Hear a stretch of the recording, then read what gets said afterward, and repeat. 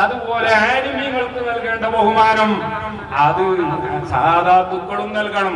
രാഷ്ട്രീയപരമായുള്ള അഭിപ്രായ വ്യത്യാസം, ആ വ്യത്യാസം ഉണ്ടാകുമ്പോഴേക്ക് ആലിമീങ്ങളെ കുറ്റം പറയാൻ സാദാത്യങ്ങളോ സാദാത്തുക്കളെ കുറ്റം പറയാൻ വേണ്ടി ആലിമീങ്ങളോ അല്ലെങ്കിൽ ആ കുറ്റം പറയാൻ സാധാരണക്കാർക്ക് പ്രേരകമാകുന്ന രീതിയിലുള്ള എന്തെങ്കിലും രീതിയിലുള്ള സമീപനങ്ങൾ ഉലമാക്കളുടെയോ അല്ലെങ്കിൽ സാദാത്തുക്കളുടെയോ ഭാഗത്തു നിന്ന് ഉണ്ടാകാൻ പാടില്ല എന്ന് വളരെ വ്യക്തമായി പഠിപ്പിക്കുന്ന ഒരു ഉദാഹരണമായിരുന്നു അത്. പ്രിയപ്പെട്ടവരെ, ആ രീതിയിൽ ഉലമാക്കളെയും ഉമറാക്കളെയും സാദാത്തുക്കളെയും ഒക്കെ ഒരുമിച്ച് നിർത്തുക എന്നത് തന്നെയാണ് കേരളത്തിൽ മുസ്ലിമീങ്ങളുടെ ഈ ഐക്യത്തിന്റെയും സ്നേഹത്തിന്റെയും ഉയർച്ചയുടെയും ഒക്കെ പിന്നിലുള്ള രഹസ്യം എന്നുകൂടി നമ്മൾ മനസ്സിലാക്കണം.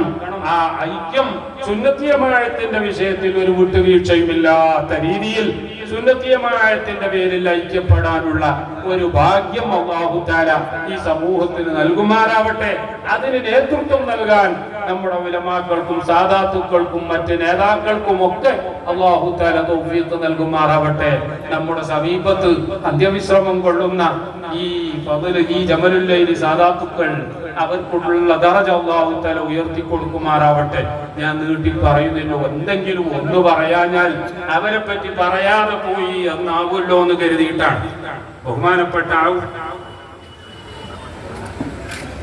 ഔഫ് ബിൻ മാലിക് റളിയല്ലാഹു അൻഹു, ഔഫ് ബിൻ മാലിക് റളിയല്ലാഹു അൻഹു ബനി അശ്ജഅ ഗോത്രത്തിലെ നേതാവാണ്.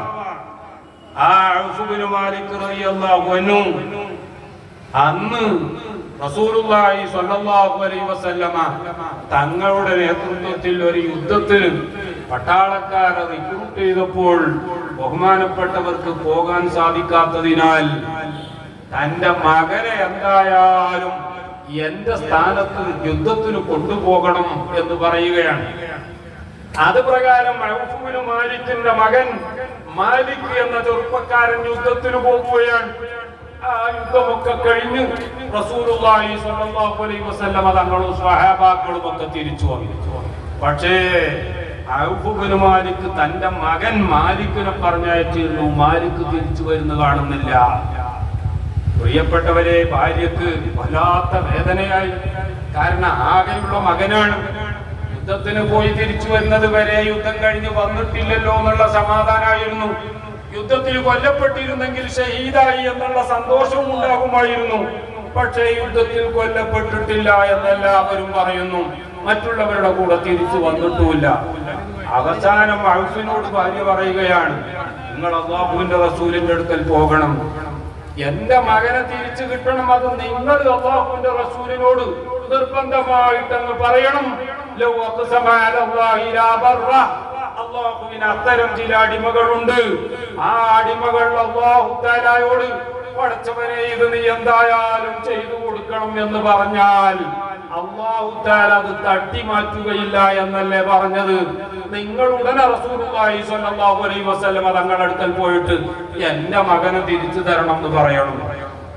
റസൂലുള്ളാഹി സ്വല്ലല്ലാഹു അലൈഹി വസല്ലമ തങ്ങളുടെ ഹദ്റത്തിലെത്തിയ ഔഫ് ബിൻ മാലിക് കരഞ്ഞുകൊണ്ട് പറഞ്ഞു, തങ്ങളെ എനിക്ക് ക്ഷമിക്കണേനൊന്നും യാതൊരു തടസ്സവുമില്ല. പക്ഷെ ഭാര്യക്ക് ഒട്ടും സഹിക്കാൻ പറ്റിയിട്ടില്ല. നിങ്ങളും സഹാബാക്കളും തിരിച്ചു വന്നു എന്നും ആ കൂട്ടത്തിൽ ഞങ്ങളുടെ മകനില്ല എന്നും അറിഞ്ഞപ്പോ കരയാൻ തുടങ്ങിയതാണ്. വെള്ളം കുടിക്കുന്നില്ല, ഭക്ഷണം കഴിക്കുന്നില്ല, വല്ലാതെ പ്രയാസത്തിലാണ് തങ്ങള്. അതുകൊണ്ട് എന്നെ പറഞ്ഞയച്ചതാണ്, മകനെ തിരിച്ചു തരണം. അത് മുഹമ്മദ് നബി സല്ലല്ലാഹു അലൈഹി വസല്ലമ തങ്ങള് തന്നെ തിരിച്ചു തരണം എന്ന് പറയുന്നുണ്ട്. റസൂലുള്ളാഹി സ്വല്ലല്ലാഹു അലൈഹി വസല്ലമ തങ്ങൾ പറഞ്ഞു, വീട്ടില് ഭാര്യ മാത്രമേ ഉള്ളൂ. അതെ,